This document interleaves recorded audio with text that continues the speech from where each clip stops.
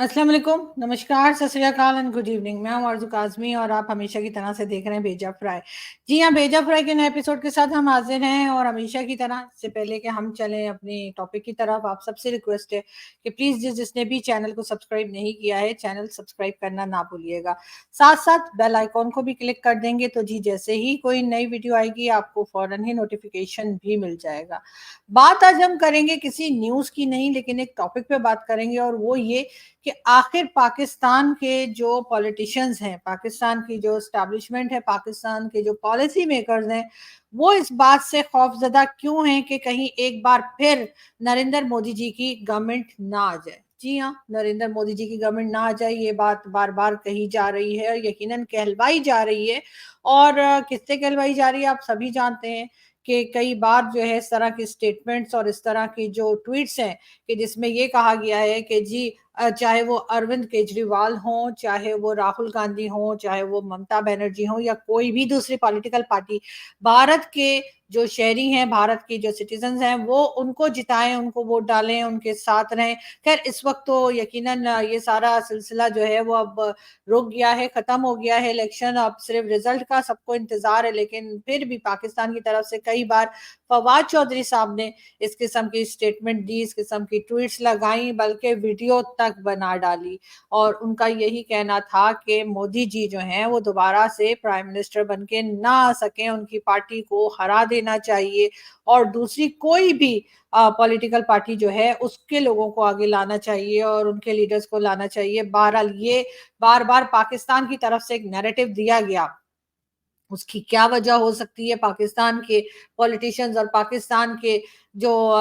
Policy makers हैं आखिर वो नरेंद्र मोदी जी से इतने खौफज़दा क्यों हैं? यकीनन उन्होंने देखा है कि जब मोदी जी जो बात कर देते हैं तो उसको या कोई स्टेटमेंट दे देते हैं तो उसको पूरा भी कर देते हैं। चाहे वो खुद कहें, चाहे उनके साथी कहें यानी जो उनके साथ के पॉलिटिशियंस हैं, चाहे वो ये बात कहें तो उन्होंने जो कहा वो कर दिखाया है। चाहे वो राम मंदिर हो, हमने देखा कि राम मंदिर के लिए अनाउंस किया गया कि जी यहाँ पर बाबरी मस्जिद जो है उसको डिमोलिश करके राम मंदिर बनाया जाएगा और फिर मोदी जी ने वो कर दिखाया। इसी तरीके से मोदी जी ने कहा कि जी उनकी गवर्नमेंट ने कहा कि हम 370 को हटा देंगे। बहुत बार लोगों ने कहा कि शायद ये ऐसे ही कोई मज़ाक चल रहा है या एक सियासी बयान है, एक पॉलिटिकल स्टेटमेंट है, इससे ज़्यादा कुछ नहीं, इसको इतना सीरियस नहीं लेना चाहिए। लेकिन हमने फिर देखा कि मोदी जी की पार्टी ने वाक़ई में हमने देखा कि मोदी जी ने जो है वो 370 ना सिर्फ़ ये कि हटा दी, बल्कि उसके बाद कश्मीर में जिस तरह से डेवलपमेंट का काम हुआ, जिस तरह से टूरिस्ट गए, जिस तरह से सिक्योरिटी को रखा गया,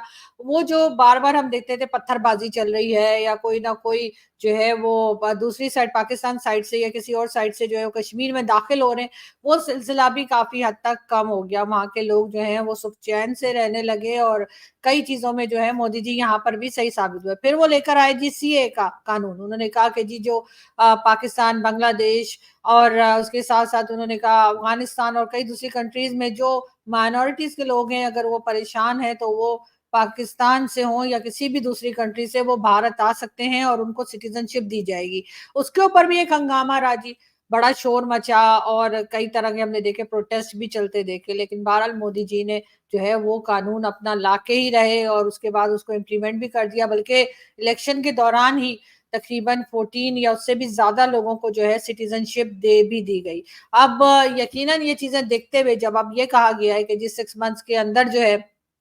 यानी अपनी जब उनकी गवर्नमेंट बन के आ जाएगी मोदी जी की, तो उसमें जो 6 मंथ्स होंगे उसके बाद जो है वो पीओके या आज़ाद कश्मीर जिसे हम लोग कहते हैं उसको ले लिया जाएगा, भारत उसको अपनी तरफ कर लेगा और भारत उस हिस्से के ऊपर कब्ज़ा कर लेगा या उसको अपने साथ मिला लेगा या पीओके और आज़ाद कश्मीर जो है वो भारत का हिस्सा हो जाएगा। ये बात जो है वो मोदी जी के जो इलेक्शंस चल रहे थे भारत के उसमें मोदी जी के जो लोग थे या जो उनके अलग-अलग उनके पॉलिटिशियंस जिसमें योगी जी जो हैं उन्होंने भी ये बात की, उस डॉक्टर जयशंकर ने भी कहा और भी कई लोगों की तरफ से हमने इस किस्म की बातें सुनी, उनके मीडिया में ये बातें बहुत की गई। तो ये भी एक डर, खौफ, एक पता नहीं एक घबराहट है, जो कि हमने देखी कि लोगों के अंदर थी और लोग जिस तरह से बात कर रहे थे। मीडिया में इस बात को बहुत डिस्कस किया गया, पाकिस्तान के मीडिया में भी कुछ डिस्कशन हुई, लेकिन भारत के मीडिया ने इस बात को बहुत ज़्यादा डिस्कस किया और इसकी वजह से यकीनन कोई डर और खौफ है जो कि हिंदुस्तान की तरफ से पाकिस्तान के जो पॉलिसी मेकर्स हैं, जो पॉलिटिशियंस हैं, उनके दिलों में यकीनन आ गया जब भी हम देखते हैं कि बार-बार जो है वो फवाद चौधरी साहब हर तरह से ये मैसेज कन्वे करने की कोशिश कर रहे थे हिंदुस्तान के लोगों को कि मोदी जी को वोट ना डाला जाए, मोदी जी को हरा दिया जाए, मोदी जी की पार्टी को वोट ना डाला जाए, उसके बजाय कोई भी दूसरी पार्टी चलेगी, यानी कि राहुल गांधी भी आ जाए, बेशक ममता बनर्जी आ जाए या फिर अरविंद केजरीवाल आ जाए, किसी से कोई प्रॉब्लम नहीं है, लेकिन बस मोदी जी को हराना है। ये बात बार बार पाकिस्तान की तरफ से की गई, जो कि बड़ी अजीब सी बात है कि आप किसी के इलेक्शंस के अंदर आप जाकर इंटरफेयर कर रहे हैं। भारत पाकिस्तान की गवर्नमेंट ने और एस्टेब्लिशमेंट ने यह भी कहा कि जी ये फवाद चौधरी साहब का अपना स्टेटमेंट हो सकता है और इसके साथ गवर्नमेंट का कोई लेना देना नहीं है। लेकिन मेरा ख्याल है कि पाकिस्तान से अगर कोई पॉलिटिशियन जो कि कई पॉलिटिकल पार्टीज में रह चुका हो, कई बार मिनिस्टर रह चुका हो और जाहिर है कि एस्टेब्लिशमेंट का भी यकीनन कहीं ना कहीं आंख का तारा रहा हो, वो अगर ऐसी बात करते हैं तो वो यकीनन उनकी जाती राय नहीं समझी जाएगी, उसको यही समझा जाएगा कि कहीं ना कहीं से उनको डिक्टेशन मिला है और जिसके जवाब में वो इस किस्म की बात कर रहे हैं। लेकिन पाकिस्तान एक तरफ तो न्यूक्लियर स्टेट होने का भी आज भी हमने कुछ दिन पहले ही जश्न मनाया और 28 को जो है पूरे पाकिस्तान में छुट्टी दी गई और कहा गया कि जी अब नेशनल हॉलीडे है और क्योंकि आज के दिन पाकिस्तान ने जो है वो अपने जो न्यूक्लियर वेपन्स हैं उसका एक्सपेरिमेंट किया था। लेकिन साथ साथ पाकिस्तान बार बार धमकियां भी देता रहता है भारत को। कई बार हमने कहा है कि जी हमारे पास न्यूक्लियर वेपन्स हैं और हमारे पास ये है, हमारे पास एटम बम है, हमारे पास पाव पाव के बम है, हमारे पास ये है वो है, इस किस्म की चीजें हम बोलते रहे। लेकिन भारत की तरफ से हमेशा यही कहा गया कि उनकी ये पॉलिसी है कि वो पहली बार यूज नहीं करेंगे, फर्स्ट यूज जो है न्यूक्लियर वेपन का भारत नहीं करेगा जब तक पाकिस्तान की तरफ से किसी किस्म की या किसी भी और दूसरी कंट्री की तरफ से कोई छेड़खानी ना की गई, तब तक भारत ऐसा नहीं करेगा। लेकिन अब रिसेंटली पाकिस्तान की तरफ से भी यही कहा जा रहा है या बताया जा रहा है डिफरेंट सेमिनार्स में और डिफरेंट इवेंट्स में कि जी ऐसा नहीं है, पाकिस्तान की भी यही पॉलिसी है कि पहला यूज नहीं होगा। वैसे तो खैर हमारी दुआ है कि पहला क्या दूसरा तीसरा किसी किस्म का कोई यूज जो है न्यूक्लियर वेपन्स का नहीं होना चाहिए। बहुत बहुत बार हमारे जो गेस्ट आते हैं खासतौर पे डिफेंस से रिलेटेड, उन्होंने भी ये कहा है कि जी जो न्यूक्लियर वेपन्स हैं वो डराने के लिए होते हैं, वो हरगिज चलाने के लिए नहीं होते। लेकिन इस बात को कहाँ तक कोई समझ सका है? दोनों जगह इमोशनल किस्म के लोग रहते हैं, चाहे वो पाकिस्तान हो चाहे वो भारत हो। आप देख लीजिए सोशल मीडिया पर हाल देख लीजिए कि अगर कोई नहीं पसंद, किसी की बात नहीं पसंद, किसी की बात आपको गलत लगती है, अच्छी नहीं लगती, बुरी लगती है, तो उसके बाद जिस तरह से ग्रुप के ग्रुप निकल कर ट्रोलर्स के और जिस तरह से बातें करते हैं, जिस तरह से लिखते हैं, जिस तरह से टारगेट किया जाता है, उससे साफ पता लगता है कि जी बहुत ही मैच्योर किस्म के लोग हैं, बहुत ही इमोशनल किस्म के लोग हैं और पाकिस्तान से भी इसी किस्म के लोग उठते हैं और वो कुछ भी लिख रहे होते हैं, चाहे वो जो है भारत के खिलाफ हो, चाहे वो पाकिस्तान के अगेंस्ट हो, चाहे इमरान खान के बारे में हो, चाहे नवाज शरीफ साहब के बारे में हो, हर किसी के लिए कुछ ना कुछ लिखते हैं। और कुछ इसी किस्म का हाल हमने थोड़ा बहुत हिंदुस्तान की तरफ से भी देखा कि अगर कोई बात नहीं अच्छी लग रही, किसी का नहीं पसंद, वीडियो नहीं पसंद आया, किसी की बात नहीं अच्छी लगी, तो उसके बाद उसके ऐसा पीछे लगते हैं कि मत पूछें। तो बिल्कुल यही चीज जो है वो देखते हुए मुझे लगता है कि दोनों के पास न्यूक्लियर वेपन्स हैं, दोनों कंट्रीज, यानी कि चाहे वो भारत हो चाहे वो पाकिस्तान हो, दोनों के पास न्यूक्लियर वेपन्स हैं और दोनों बड़े इमोशनल है। अभी हमने थोड़े दिन पहले देखा था मानी शंकर अय्यर साहब जो हैं, जो कि कांग्रेस के मेंबर है, उन्होंने कहा कि जी पाकिस्तान के बारे में उन्होंने बात की कि जी कोई भी पागल उठेगा बटन दबा देगा, कोई भी पागल उठेगा चला देगा, एटम बम चला देगा और इस किस्म की बातें उन्होंने की। लेकिन किसी हद तक खैर वो ठीक भी कह रहे थे कि यहाँ पे इमोशनल लोग रहते हैं, पागल ना सही लेकिन इमोशनल जरूर है बहुत ज्यादा। तो ऐसा होना तो नहीं चाहिए। पाकिस्तान ने भी एक बात जो मैं आजकल सुन रही हूँ वो ये कहनी शुरू कर दी है कि जी भारत की तरह हमारी भी जो है वो फर्स्ट यूज पॉलिसी नहीं है। ये और बात है कि पाकिस्तान ने जो है वो भारत से भी ज्यादा जो है न्यूक्लियर वेपन्स तैयार कर रखे हैं। जी हाँ, हालांकि पाकिस्तान के पास पैसा नहीं है, पाकिस्तान जगह जगह भीख मांगता फिरता है, कटोरा लेके घूम रहा है, कभी सऊदी अरब हमें डोनेशन दे दे, कभी कुवैत दे दे, कभी यूएई दे दे, कभी हम चाइना के पास जाते हैं और कभी कहीं जाते हैं। लेकिन हाँ, न्यूक्लियर वेपन्स हमने भारत से भी ज्यादा बना रखे हैं और ये मैं अपनी तरफ से नहीं कह रही हूँ। आप अगर गूगल भी करेंगे तो आपको पता लग जाएगा कि पाकिस्तान ने कितना पैसा जो है न्यूक्लियर वेपन्स के अंदर लगा दिया है। जबकि एक गरीब मुल्क है, यहाँ पर लोगों के पास आटा दाल चावल कुछ खाने को नहीं है, लोग परेशान हैं, मेडिसिन्स नहीं है, लोग मेडिकल के लिए परेशान है, एजुकेशन नहीं है,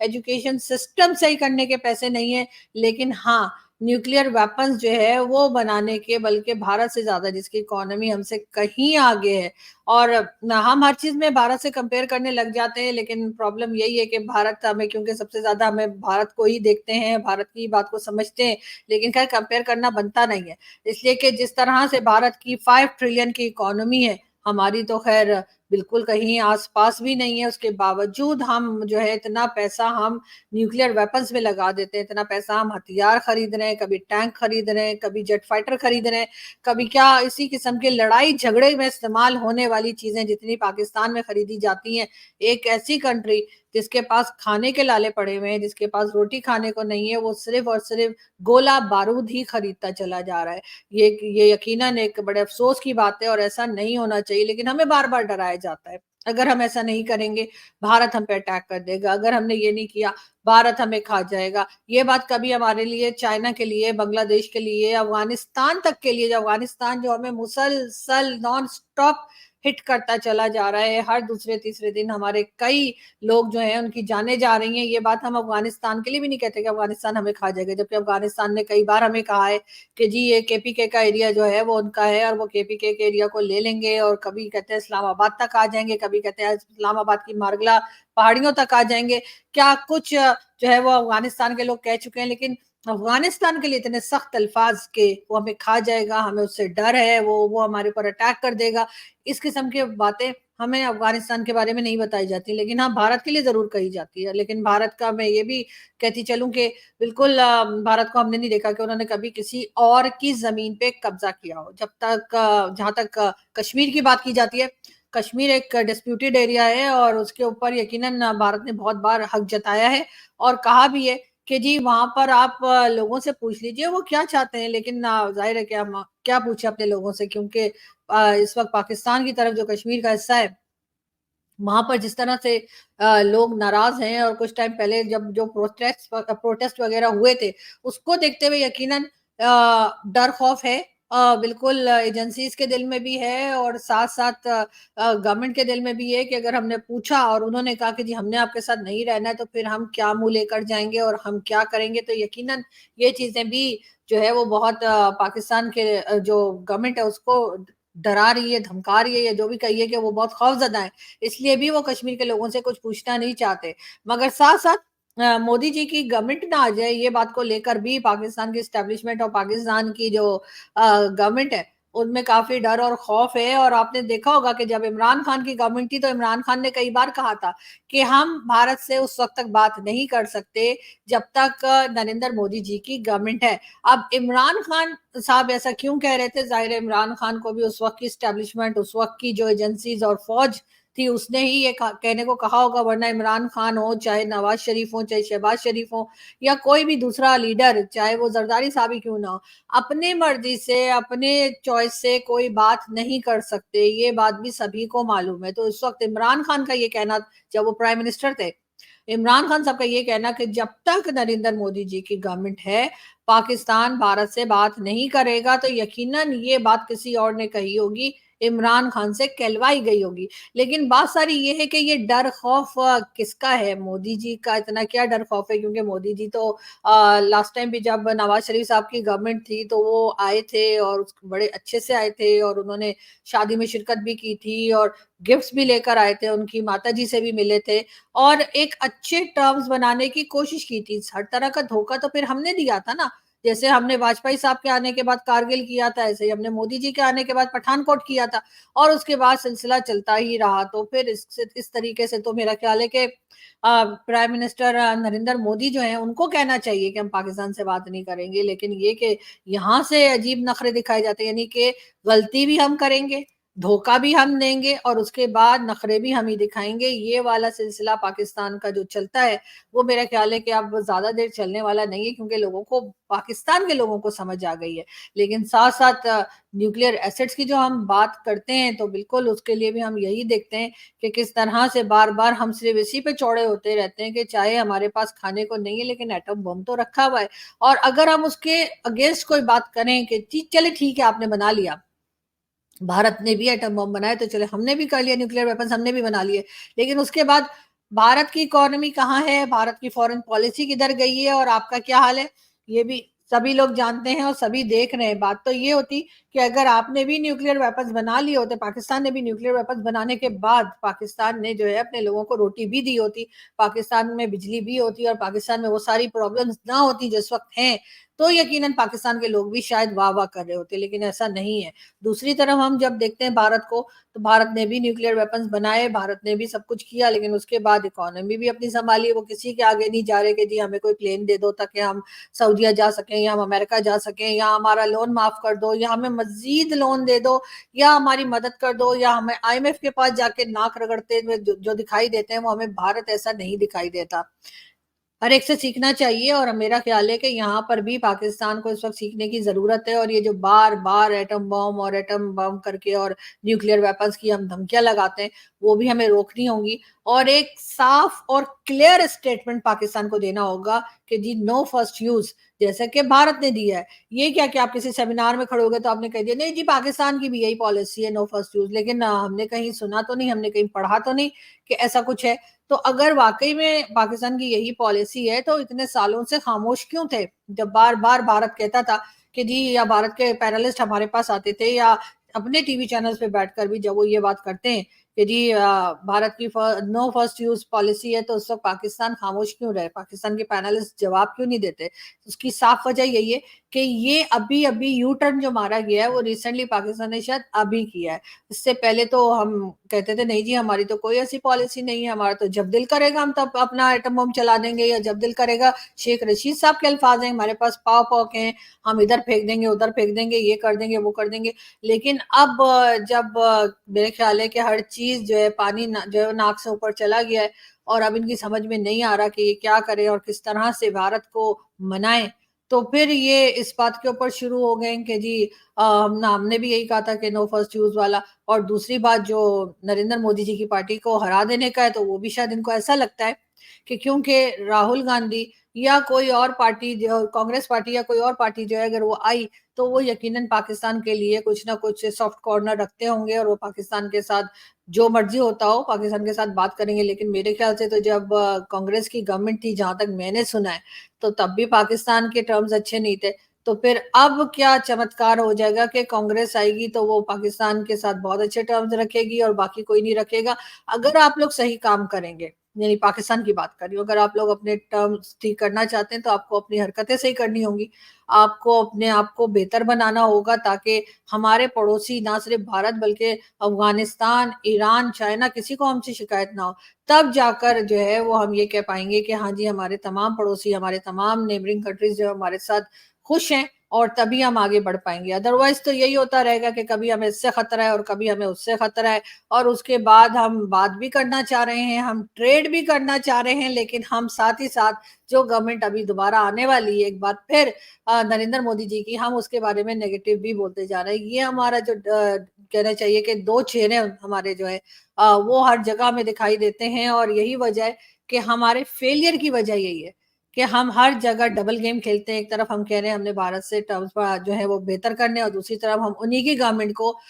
ये कह रहे हैं कि जी लोगों से कह रहे हैं कि जी इस गवर्नमेंट को मत लाइए। मतलब अगर यही चीज भारत ने हमारे साथ की होती, वैसे तो वो कर नहीं सकते क्योंकि हमारे यहाँ तो आपको पता है कि भाई लोग लाते हैं और भाई लोग ले जाते हैं, लेकिन अगर पाकिस्तान भी एक नॉर्मल कंट्री होता, जो कि नहीं है, और यहाँ पर एक नॉर्मल तरीके से इलेक्शंस होते जो कि नहीं होते, नॉर्मल तरीके से गवर्नमेंट आती जो कि नहीं आती, और भारत की तरफ से कोई कह देता कि जी इमरान खान को मत लाइए, उसके बजाय जरदारी साहब को ले आइए, या जरदारी साहब को मत लाइए इमरान खान को ले आइए, तो क्या पाकिस्तान की एस्टेब्लिशमेंट और पाकिस्तान के पॉलिटिशियंस को ये अच्छा लगता, पब्लिक को अच्छा लगता है? यकीनन नहीं लगता। तो मेरा ख्याल है फवाद चौधरी साहब को भी थोड़ी सी अकल करनी चाहिए और इस किस्म की स्टेटमेंट्स देने से अवॉइड उनको करना चाहिए, इस तरह की बातों को नहीं बोलना चाहिए। यहाँ से खैर मैं चलती हूँ, आपसे मुलाकात होगी नेक्स्ट वीडियो में। अपना बहुत सारा ख्याल रखिएगा, हंसते रहिए, मुस्कुराते रहिए, फिर मिलेंगे। Thank you.